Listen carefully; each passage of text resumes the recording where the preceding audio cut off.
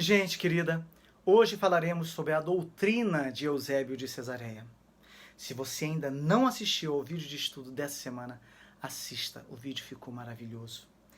É claro que ao longo da história, a teologia foi se desenvolvendo até chegar ao corpo doutrinário apresentado pelas doutrinas da teologia reformada de nossos dias.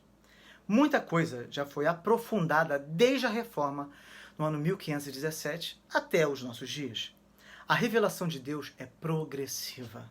Deus vai se revelando através da história. Portanto, devemos reconhecer a importância que os grandes mestres da igreja tiveram, sobretudo dentro do contexto histórico em que viviam.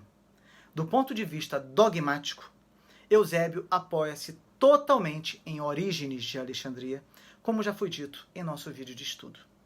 Tal como Orígenes, ele partiu da ideia fundamental da soberania absoluta, da monarquia de Deus. Segundo ele, Deus é a causa de todos os seres. Ele, o Deus Supremo, ao qual Cristo está sujeito como Deus secundário, é isso mesmo que você está ouvindo, Deus secundário, tá? Eusébio tenta assim enfatizar a diferença das pessoas da Trindade, mantendo a subordinação de Jesus a Deus. Eusébio nunca aplica a Jesus o termo theos, porque, segundo ele, tudo que é defendido, para além disso, é suspeito de, por incrível que pareça, sabelianismo ou politeísmo. Ele crê que Jesus é uma criatura de Deus, cuja geração ocorreu antes do tempo. Se Jesus é criatura, ele não é criador, é claro. Se compararmos essa doutrina com a doutrina da Trindade, desenvolvida ao longo dos séculos, e defendida pela doutrina bíblica reformada, nós diremos que Eusébio era um herege. Na verdade, nada do que é apresentado nesta doutrina é original de Eusébio, tá? Tudo remete para a teologia de Orígenes. Na verdade, toda a teologia apresentada por Eusébio tem como fonte a teologia de Orígenes de Alexandria. Toda ela. A falta de originalidade de Eusébio faz com que ele receba muitas críticas por parte dos estudiosos. Mas o ponto que eu quero destacar é esse. Muitos consideram Eusébio um herege porque consideram Orígenes o pai de muitos hereges como ele. Porém, você não vai considerar dessa forma, pois se você tem acompanhado esta série, você já sabe muito bem que o corpo doutrinário foi sendo desenvolvido, como eu falei, ao longo dos séculos.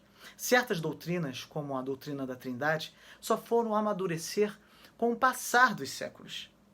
Deus levantou o seu povo para que as heresias fossem combatidas ao longo da história da igreja. Estes grandes mestres, como Orígenes de Alexandria e tantos outros, Irineu de Leão e tantos outros, fizeram um trabalho apologético perfeito para a época em que viviam. E foi através deles que as heresias foram combatidas e vencidas. E Deus continuou se revelando e guiando sua igreja, levantando homens para que a santa doutrina fosse preservada ao longo da história. Nós não podemos pegar as grandes obras desses homens e julgá-las à luz das doutrinas que temos hoje.